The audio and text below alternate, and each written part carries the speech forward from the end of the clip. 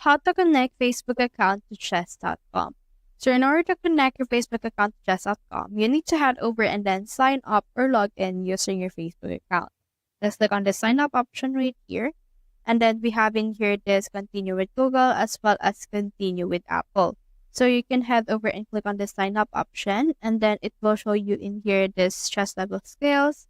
And from there, just input right here your email as well as the password that you actually use on your Facebook.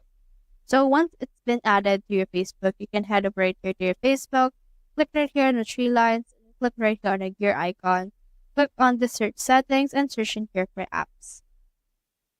From in there, you should be able to see this apps and website.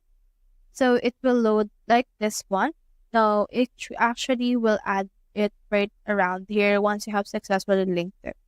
So that's how you connect Facebook account to chess.com. Hope we help.